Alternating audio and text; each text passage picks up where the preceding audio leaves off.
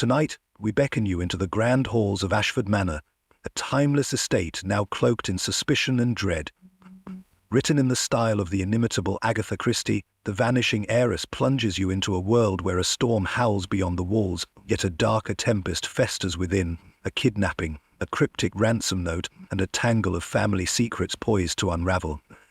Hercule Poirot, that maestro of the little grey cells, steps forth to pierce the fog of deceit. But before we venture into this maze of intrigue, I must ask a small favour. If this tale of mystery ignites your curiosity, please consider subscribing to our nocturnal circle and leaving a comment below to tell us where in the world you're listening from tonight. Now, settle in, dim the lights, and let the shadows speak. Chapter 1. The Invitation. The late afternoon sun dipped low over Ashford Manor, casting long shadows across the sprawling lawns and ivy-draped walls. The estate loomed grand and timeless in the English countryside, its weathered stones whispering of a storied past. Yet a stillness hung in the air, a faint unease that Hercule Poirot sensed as he stepped from the car, smoothing his immaculate suit and adjusting his moustache with a deft flick. Sir Henry Ashford, the manor's imposing master, had summoned him with a letter hinting at a matter of some delicacy. Its vagueness had piqued Poirot's insatiable curiosity, overriding any hesitation. Beside him, Captain Hastings emerged, tugging at his tie and shivering slightly. "Splendid place, eh, Poirot?" Hastings remarked, squinting at the manor. "Though it's got a bit of a gloom about it, don't you think?" "Gloom, mon ami, is often the prelude to mystery," Poirot replied, his green eyes glinting with anticipation. A dour butler met them at the entrance, guiding them through echoing halls to the drawing-room, where the clink of glasses mingled with hushed voices. Pausing in the doorway, Poirot surveyed the scene with meticulous care. At the room's heart stood Isabella Ashford, a striking woman in her mid-20s, her elegant gown unable to conceal the nervous flicker in her eyes. She offered Poirot a polite smile, though her glance darted toward the door, anticipating or perhaps dreading an arrival. Sir Henry, a robust man in his 60s, gripped his cane and boomed, "Poirot, good of you to come. Bit of a puzzle, this business." His hearty tone clashed with the curt nods he gave the others, hinting at restrained impatience. Edward Langley, a cousin in his 30s, leaned against the mantel, his polished charm tinged with a rehearsed air. He sipped his drink silently, a faint smirk crossing his sharp features as Isabella excused herself, pale and unsteady. Near the window, Lionel Grayson, a handsome young man, clutched his glass too tightly, his jaw clenched. Hastings whispered that he was Isabella's rejected suitor, still stung by her refusal. When she returned, he muttered a cutting remark, earning a sharp glare from Sir Henry. Aunt Beatrice, Sir Henry's bejewelled sister, lounged with a thin smile. "Isabella's fortune does attract such attention," she quipped, her composure faltering with a twitch of nerves. Isabella's laugh in response rang hollow. Clara, the maid, glided silently, her keen eyes noting every exchange as she poured drinks. When Edward murmured something to her, a glass slipped from her grasp, shattering on the floor. She knelt to clean it, her fingers trembling faintly.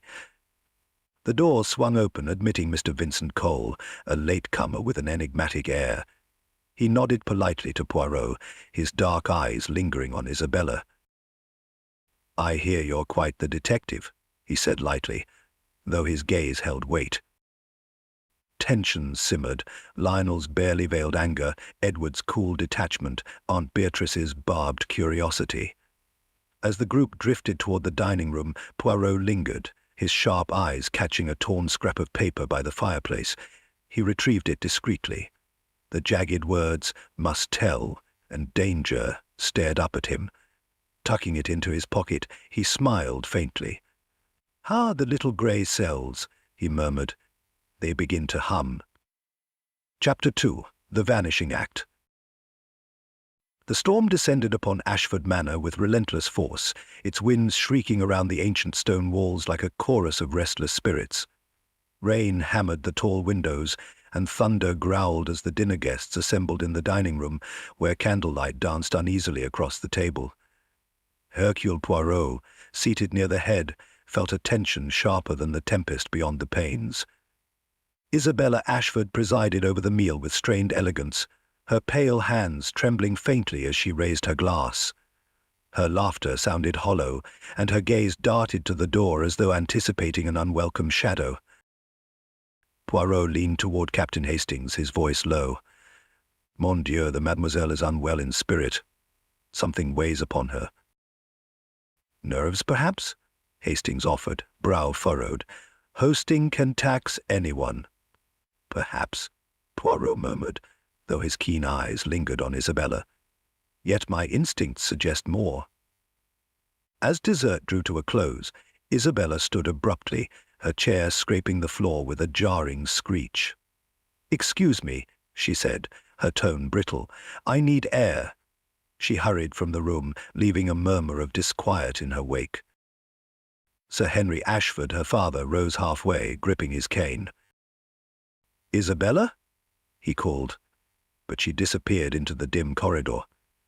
He sank back, his face taut with unspoken worry. Across the table, Edward Langley sipped his wine, a faint smirk playing on his lips. "She always did enjoy a scene," he remarked, his coolness stark against the room's unease. Poirot's moustache twitched. "A scene, Monsieur Langley, or perhaps afraid?" Edward's smile wavered, but before he could retort, Clara, the maid, entered to clear the plates. Her eyes flicked to Edward, and as she reached for his dish, a folded note slipped into his hand, a gesture Poirot's sharp gaze did not miss. Most curious, he thought, storing the detail in his meticulous mind. Morning arrived, cloaked in a soft drizzle. The storm's rage subsided, but a fresh turmoil gripped the manor. Hastings burst into Poirot's room, breathless. "Poirot! Isabella's vanished, gone in the night." Poirot dressed with swift precision. "Gone, mon ami, or taken?" In Isabella's bedroom, chaos reigned. Sir Henry paced, his features drawn with anguish. Aunt Beatrice twisted her handkerchief, her lips tight with censure. Lionel Grayson stood by the window, fists balled in silent fury. Mr. Vincent Cole lingered apart, his dark eyes inscrutable. Clara, pale and trembling, clutched a crumpled note. "I found this, sir," she whispered, passing it to Sir Henry. "On her pillow." Sir Henry's voice cracked as he read, "Do not search for me. Pay £50,000 by midnight, or I shall be lost to you forever. Instructions to follow."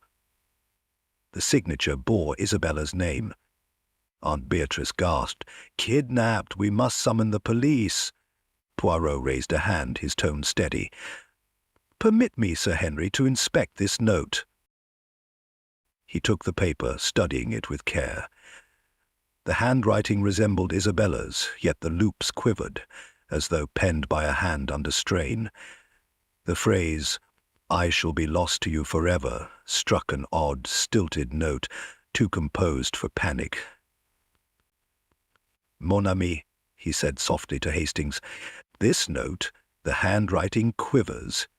It was not written freely." "Forced, then?" Hastings asked.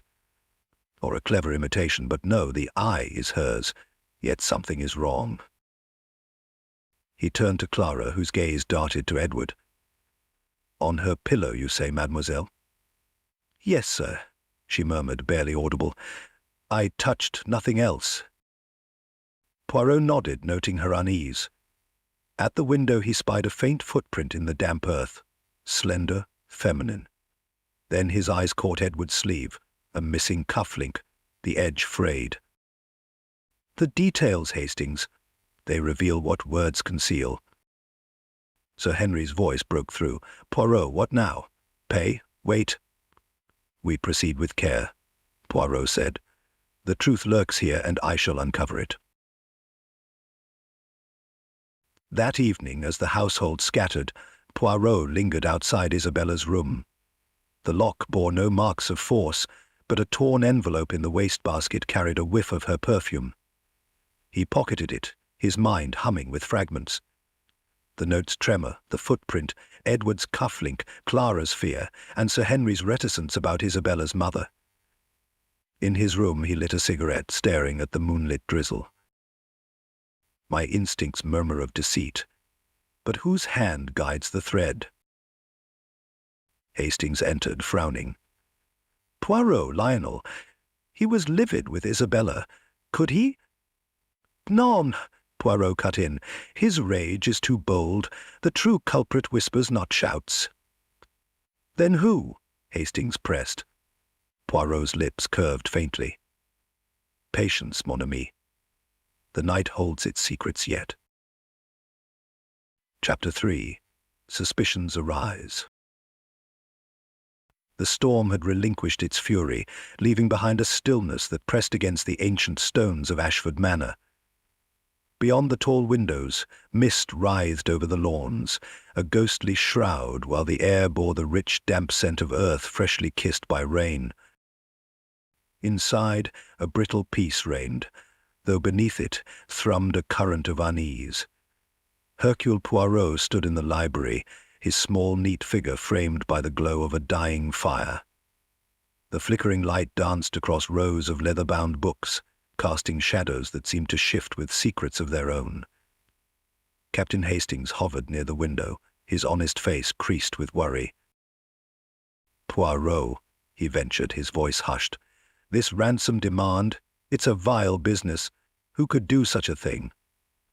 Poirot turned, his green eyes catching the firelight like twin emeralds. Mon cher Hastings, desperate hearts often dare bold acts, and in this house, I suspect, we shall find many such souls. His gaze drifted to the hearth, but his mind was already threading its way through the maze of human frailty. With a slight nod to himself, he began his work. Lionel Grayson was the first to cross the library's threshold, his broad shoulders taut with resentment. His scowl was a thundercloud, and his voice cut sharp as a blade. "I've no time for your questions," he snapped, though a tremor beneath his words betrayed him. Poirot's smile was gentle, almost indulgent. "Monsieur Grayson, your anger toward Mademoiselle Isabella is most apparent.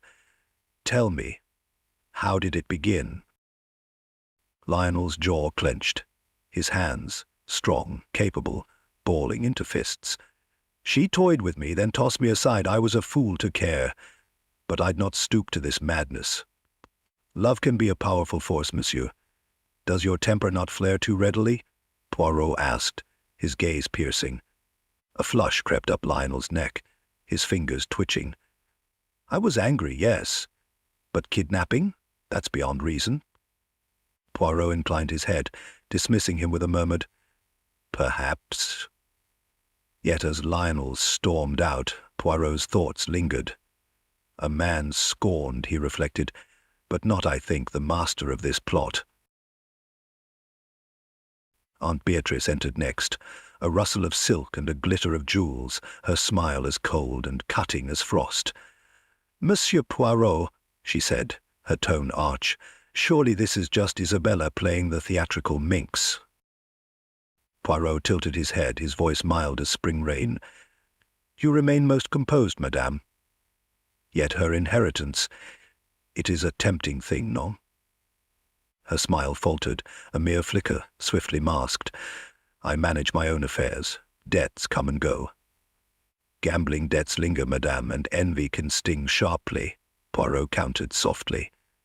Her eyes hardened, though a twitch at her mouth spoke volumes. "I'd never touch my niece. Blood is sacred." "Oui," Poirot murmured, watching her retreat, "but even the sacred may be profaned." In the dim servants' quarters, Poirot found Clara, her hands trembling as she polished silver with feverish care. She started at his approach, her whisper barely audible. "Monsieur Poirot, I've said all I know." "Perhaps," he replied, his tone soothing, "but fear dims the memory. You saw something, no?" Her hands stilled, her gaze darting. I saw Mr. Edward slip out after dinner. He looked secretive. And the note you passed him? Poirot asked, his voice light as a breeze. Her breath caught, her eyes wide with panic. You saw that? It was nothing. Linens, that's all. Poirot's moustache quivered, a faint smile lurking. A trifle or a terror? Clara paled, her silence a confession of its own. She shields another, Poirot thought. But who? In the conservatory, Mr. Vincent Cole awaited, a book in hand, his dark eyes meeting Poirot's with a glint of amusement. Monsieur Poirot, I knew you'd come. Vraiment? Poirot's brow arched delicately. You are an enigma, Monsieur Cole. Your presence here, it is most convenient. Cole's smile was a riddle, calm and unshaken. I've known the Ashfords forever. Sir Henry valued my counsel on private affairs. Of the heart or the purse? Poirot pressed, his tone probing.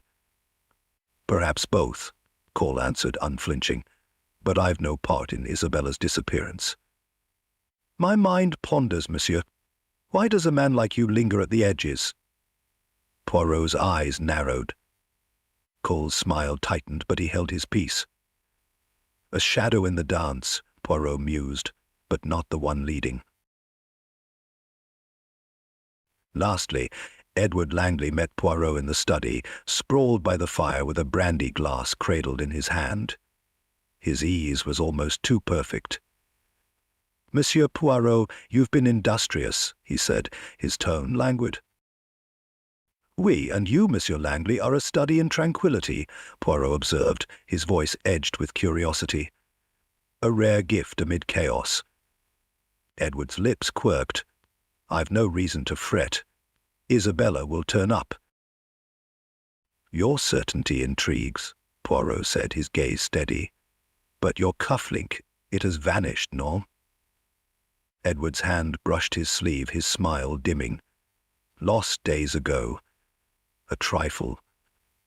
Curious, Poirot remarked, mild as milk, for I found it beneath Mademoiselle Isabella's window. Edward's eyes flickered, but he said no more. A crack in the veneer, Poirot thought, his mind alight. Later, Poirot slipped into Isabella's chamber, where silence hung heavy, broken only by the distant tick of a clock. The bed stood pristine, the ransom note now in official hands. In the wastebasket, he fished out a charred scrap of paper, its edges crumbling. With care he pieced together the words, must tell, danger, Langley. A whisper of her perfume lingered on the fragments. His eyes fell on a small desk, its drawer stubbornly locked. Hastings, he called, his voice soft. The key. Where might it be? Hastings, lingering by the door, frowned. No one's spoken of a key. Précisément, Poirot said, his thoughts racing. A lock without a key, a secret tightly held. Dusk draped the manor in shadow, the mist coiling thicker beyond the glass. Poirot stood by the window, a cigarette glowing faintly in his hand, his mind a whirl of threads yet to be woven. Hastings, he murmured. My mind stirs, Hastings, yet one piece eludes me. Which? Hastings asked, his voice a breath in the dark. The past, mon ami. It holds the truths we have yet to uncover. Poirot's gaze drifted to Lady Margaret Ashford's portrait, her calm eyes gazing down. That night, as the house slept, Poirot padded silently along the corridor, his slippers hushed on the carpet. A creak tugged him toward the library, where a sliver of light spilled from the door. Peering through, he saw Clara, her hand shaking as she rummaged in a drawer. Edward loomed over her, his whisper a blade in the stillness. Keep quiet or you'll regret it, he hissed, his voice taut with threat. Poirot withdrew unseen, his eyes gleaming in the gloom. The net draws tight, he thought, retreating to his room, where the night's discoveries churned like the mist beyond. Chapter 4. Shadows of Truth. The morning broke over Ashford Manor with a grey, oppressive weight, the storm's remnants clinging to the air like a mourner's veil. Hercule Poirot stood at his guest-room window, a neat silhouette against the dim light, hands clasped behind his back. His keen green eyes pierced the mist, shrouding the grounds below, but it was not the weather that held his attention. It was the riddle of Isabella Ashford's vanishing. With a crisp adjustment of his overcoat, he descended the stairs, shoes clicking softly on polished oak. Captain Hastings awaited him in the hall, his brow furrowed with impatience. "Good morning, Poirot," Hastings said, voice tinged with unease. "Have your little grey cells made any headway?" Poirot's lips curved faintly. "Patience, mon ami. My mind works even in rest. To the library, Hastings. We have truths to uncover." The library loomed grand and sombre, its towering shelves heavy with leather-bound tomes exuding dust and time. A broad oak table stood at its heart, littered with papers and a dormant candelabrum. Poirot's gaze flitted across the room, the worn rug, the hearthside armchair, the serene portrait of Lady Margaret Ashford gazing down. He approached the table, fingers grazing a stack of estate records. "Hastings, the ledger on the shelf, if you please." Hastings retrieved a weighty maroon-bound volume. Poirot opened it, eyes tracing the meticulous script of births, deaths, and marriages, the Ashford lineage in ink. His finger halted on a faded entry. Margaret Ashford, wed to Henry Ashford, 1895. Issue Isabella, born 1896. "Curious," Poirot murmured, an eyebrow lifting. "The dates, they are precise, none?" Hastings leaned in. "What's curious about them?" Poirot tapped the page. 9 months from wedding to birth, exactement. Yet this house whispers doubt." Before Hastings could respond, the door creaked, and Sir Henry Ashford entered. His once robust frame seemed shrunken, his face etched with weariness. "Poirot," he said brusquely, "what are you doing with that?" Poirot closed the ledger with care. "Sir Henry, I seek only the truth. Tell me of Lady Margaret's health in your early marriage." Sir Henry's jaw tightened. "She was delicate." "What of it?" "Delicate, oui," Poirot replied smoothly. "And perhaps absent from Ashford Manor for a time?" The man's eyes flashed. "You overstep, Poirot." "Non," Poirot countered, stepping nearer. "I observe, Sir Henry, that Isabella may not be your daughter." Silence stretched, taut as a wire, broken only by the mantel clock's steady tick. Sir Henry sank into the armchair, hands trembling. "What do you know?" Poirot's tone softened. "Only what this house conceals, that Isabella may not be yours." Sir Henry's shoulders fell. "Margaret confessed it on her deathbed. Isabella wasn't mine, but I raised her as my own, swore to protect her." "And her true father?" Poirot pressed. Sir Henry shook his head. "She never told me. Only that he was lost to her." Later, Poirot found Edward Langley in the garden, his tall form stooped over rose bushes, shears gleaming. The air hung thick with damp earth and floral scent. "Monsieur Langley," Poirot called, advancing with measured steps, "you tend these roses well. Do you also tend ambitions for the estate?" Edward straightened, grey eyes narrowing. "What are you on about, Poirot?" Poirot tilted his head. "A fine inheritance, non? And you, Sir Henry's cousin, stand near its claim, unless Isabella remains heiress." Edward's lips thinned. "She's the heir. That's the law." "Oui," Poirot agreed, "unless that law rests on a falsehood. What do you know of Isabella's birth?" The shears snapped shut with a sharp click. "Nothing more than anyone. She's Sir Henry's daughter. Poirot watched him, noting the flicker in his jaw. And if she is not? If there were proof that you are the true heir? Edward turned back to his roses. You're chasing shadows, Poirot. Leave it be. Shadows, yes, Poirot mused, eyes glinting. But shadows reveal the light. That afternoon in the servants' quarters, Poirot faced Clara, the housemaid. She stood by the hearth, twisting a rag, her pale face taut with nerves. Mademoiselle Clara, Poirot said kindly, you see much here. What have you seen of Mr. Edward? Her gaze flicked to the door. He's been restless, sir. The night Miss Isabella vanished, I saw him in the hall with papers, old yellowed ones. To where? Poirot asked. The stables, she whispered. He lingered there. Poirot nodded, thoughts whirring. Merci, mademoiselle. You have aided me well. As dusk settled, Poirot sat alone in the library, the ledger open before him. The puzzle took shape. Sir Henry's revelation, Edward's caginess, Clara's account. Edward knew something, perhaps held evidence of Isabella's illegitimacy, a secret to secure his claim. But where? And what had he done with Isabella? A rustle interrupted him. Hastings entered, clutching a folded letter. Poirot, this was behind a loose brick in the stables, addressed to Lady Margaret.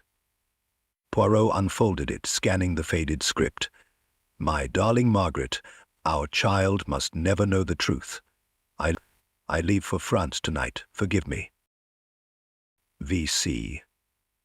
V.C., Poirot said aloud. Vincent Cole, the guest. The circle tightens. Hastings frowned. But what does it mean? It means, mon ami, Poirot replied, folding the letter. Edward may hold the key to Isabella's fate. Tomorrow we confront him. Chapter 5. The Hidden Heir.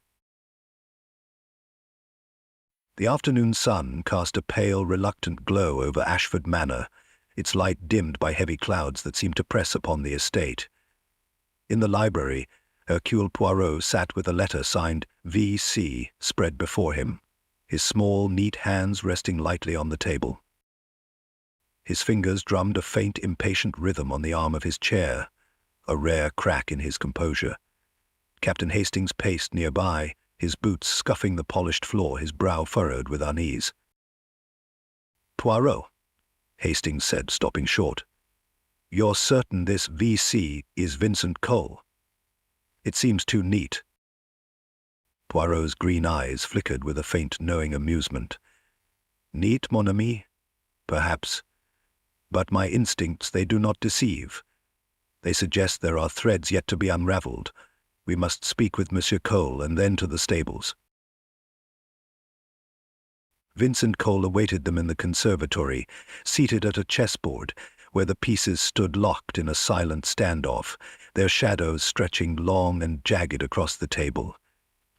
The air hung thick with the scent of damp earth and wilting ferns, the glass walls pressing in like a trap.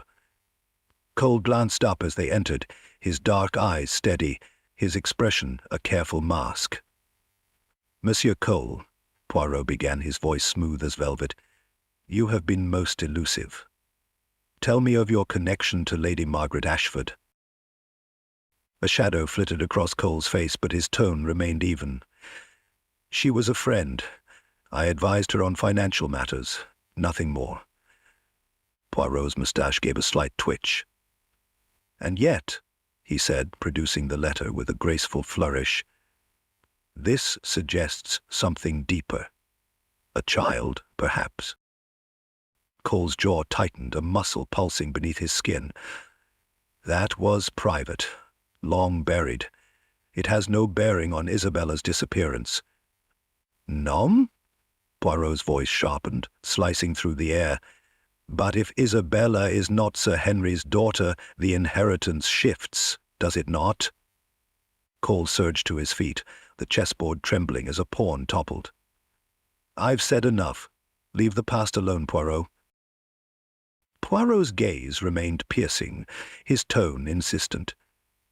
"And yet, Monsieur Cole, you returned to Ashford Manor at a most opportune moment. Why now, after so many years?"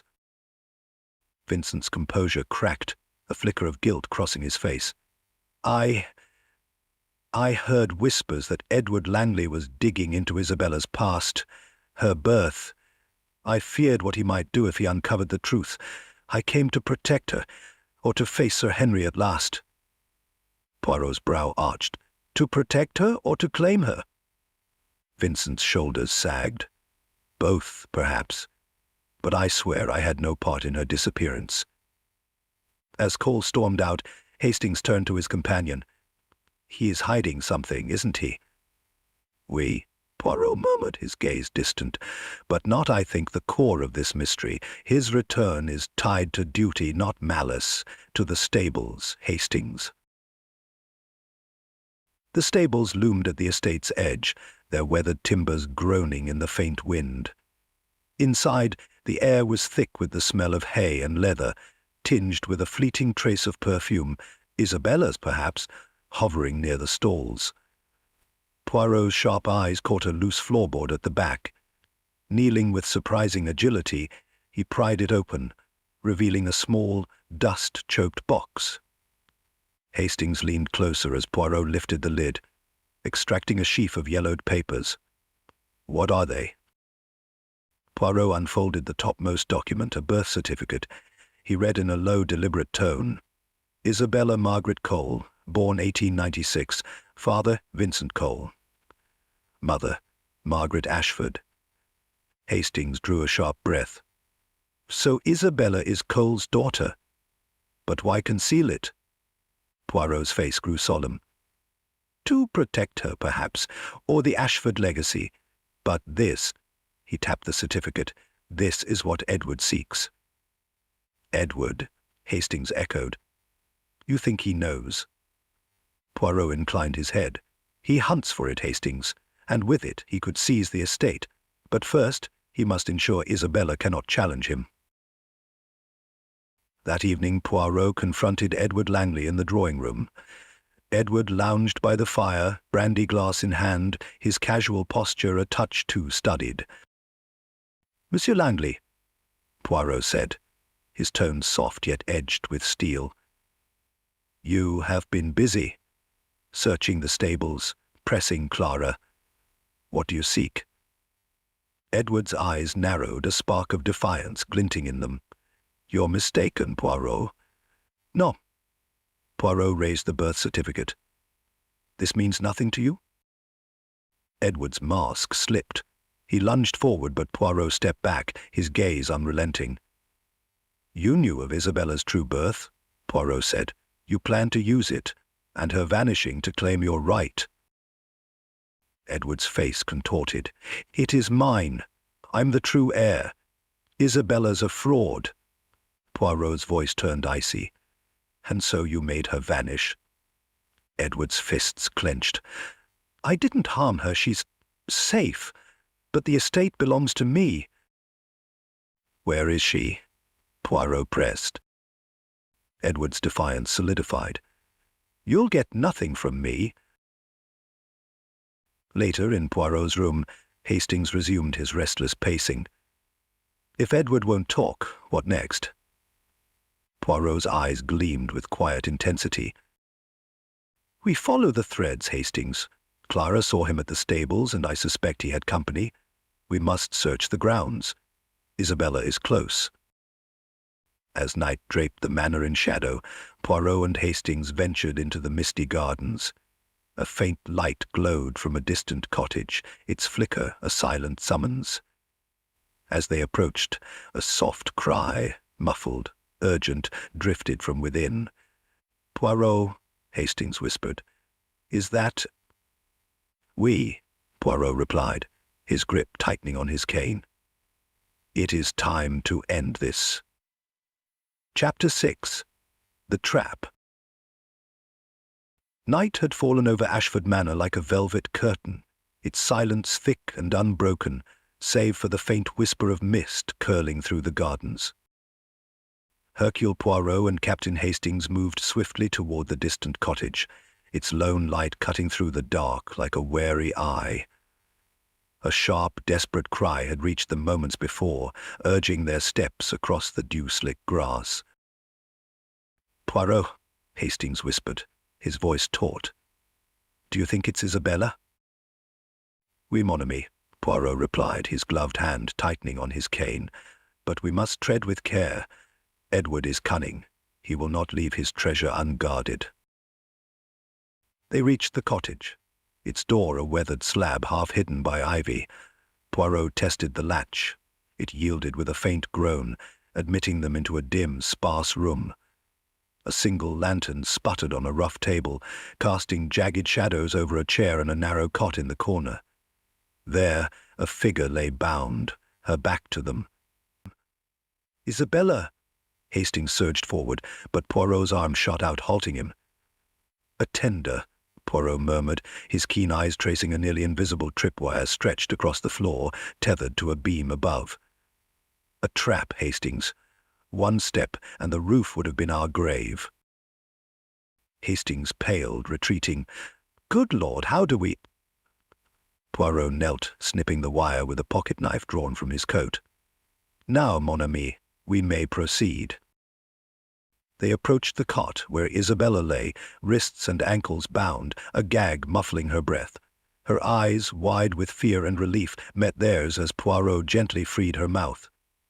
"Poirot," she rasped, her voice raw, "it was Edward. He forced me to write the note. He said if I didn't—" "Calm yourself, mademoiselle," Poirot soothed. "You are safe now. But where is Edward?" She shook her head, trembling. "I don't know. He left hours ago. He's dangerous." Poirot's eyes glinted in the lantern's glow. "Oui, but so is Poirot when the game is afoot." Chapter 7. The Reveal. The morning broke over Ashford Manor with a reluctant sun, its pale rays clawing through a shroud of mist that clung to the lawns like a lingering ghost.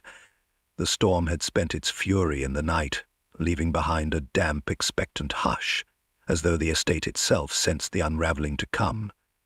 Within the drawing-room the air was taut, the velvet drapes parted to expose a world softened by fog. Yet no softness touched the faces of those gathered there. Sir Henry Ashford sat enthroned in his armchair, his gnarled hands clamped tight around its arms, his jaw set like stone. Beside him stood Isabella, her pallor stark against her dark hair, her eyes unwavering. Aunt Beatrice hunched on a settee, her lace handkerchief a twisted wreck in her nervous grasp. Vincent Cole leaned against the window frame, his silhouette sharp, his gaze distant, yet piercing. Clara lingered near the threshold, her fingers knotted, her breath shallow. And at the center, commanding the room with quiet authority, stood Hercule Poirot, small, impeccable, his green eyes alight with the clarity of revelation. "Mesdames et messieurs," he began, his voice slicing the silence with surgical precision, "we have navigated a web of lies, but the truth now stands clear. Mademoiselle Isabella's disappearance was a calculated act of greed, crafted by a cunning hand." He pivoted to Edward Langley, who sat apart, his frame rigid, his eyes glinting with defiance. "Monsieur Langley," Poirot said, his tone a velvet blade, "your performance was admirable, but the final act is mine to direct." Edward's lip curled. "You've nothing but conjecture, Poirot. Prove it." "Conjecture?" Poirot's moustache twitched, a flicker of disdain in his gaze. "Non, monsieur. I have facts, facts that bind you tighter than iron. Permit me to unravel them." A murmur stirred the room. Poirot raised a hand, silencing it. "First, the birth certificate hidden in the stable's rafters. It declares Mademoiselle Isabella, not the daughter of Sir Henry, but of Lady Margaret and Vincent Cole." A sharp intake of breath broke the stillness. Aunt Beatrice's gasp, high and brittle. Sir Henry's face fractured, his hands trembling as they fell to his lap. Isabella's eyes flicked to Vincent, who met her stare, his own fracturing with a silent, buried grief. Poirot continued, relentless. You, Monsieur Langley, unearthed this secret and saw your opening. As Sir Henry's cousin, you deemed the estate your birthright. To seize it, Isabella had to vanish. Edward's defiance wavered, his voice a rasp. You can't. Silence, Poirot cut in, his words a whip crack. You abducted her, forced her to pen the ransom note, and concealed her in the cottage, plotting a tragic accident. But you were careless. The cufflink beneath her window, yours engraved with your initials. The tripwire in the cottage, your clumsy trap. And Clara, whom you threatened when she glimpsed your scheme. Clara's head dipped, her whisper trembling. He said he'd see me ruined. Poirot's gaze softened, a rare warmth breaking through. Your silence protected you, mademoiselle. Your words now condemn him. He turned back to Edward, whose mask was slipping. And then the muddy footprint beneath Isabella's window, a single, fresh mark on a rain-soaked night. Yours, monsieur, left as you spirited her away. The tread, the size, your boots betray you. And on top of it all, the cufflink beneath her window, yours engraved with your initials. Edward's sneer collapsed, his voice rising. A footprint? A cufflink? That's your proof? Oui, Poirot replied, his tone icy. A footprint, a cufflink, a tripwire, small clues but woven together, they expose your guilt. You underestimated my methods. Edward lunged forward, desperation baring his teeth. The estate was mine. She's no Ashford, she's a pretender. Sir Henry surged to his feet, his voice thunderous. She's my daughter, blood or no. You tear us apart for greed. Isabella stepped between them, her voice steady, cutting through the storm. I'd have shared it all, Edward. You chose betrayal over family. Edward's laugh was a jagged shard. Family? Ask him. He thrust a finger at Vincent, the coward who abandoned you. Vincent's head bowed, his words soft, weighted. I loved your mother, Isabella. I left to spare you shame. It was my mistake. Poirot interposed, his voice a calm anchor. The past may shadow us, but it need not bind us. Mademoiselle Isabella, you are free. The truth has liberated you. As the authorities closed in, Edward's protests dwindled to a snarl, swallowed by the hall's echo. Poirot faced Sir Henry, his tone gentle. You have borne much, monsieur. Now you may mend. Sir Henry gripped Isabella's hand, his eyes wet. She is mine, Poirot. Always will be. Poirot inclined his head, a faint smile curving his lips. The heart knows its own, monsieur. Later, as Poirot and Hastings stepped onto the sun-washed drive, Isabella approached, her face alight with quiet strength. Monsieur Poirot, you've given me more than freedom. You've given me peace. Poirot bowed, his voice soft. It is my purpose, mademoiselle. But take care. The heart's mysteries are the deepest of all. The car awaited, and as they settled in, Hastings cast a glance back at the manor. A devilish knot, Poirot. You untangled it brilliantly. Poirot's eyes gleamed, his moustache tilting upward. My mind, Hastings, it pierces the fog, and the truth, it always prevails. The engine hummed and Ashford Manor receded into the mist, its secrets laid bare, its wounds left to heal. And so, dear listeners, the mists of Ashford Manor part, unveiling the light of truth. With his unrivaled brilliance, Hercule Poirot has sliced through a web of greed and betrayal, exposing Edward Langley as the mastermind behind Isabella's abduction. The estate, once a theatre of secrets and strife, now rests as a monument to justice reclaimed. As the storm fades and dawn touches the ancient stones, we leave the Ashfords to mend their fractured bonds, their hidden pasts laid bare. If this nocturnal journey has enthralled you, we invite you to subscribe to our circle and share your thoughts in the comments below. Until our next tale, may the shadows whisper gently to you.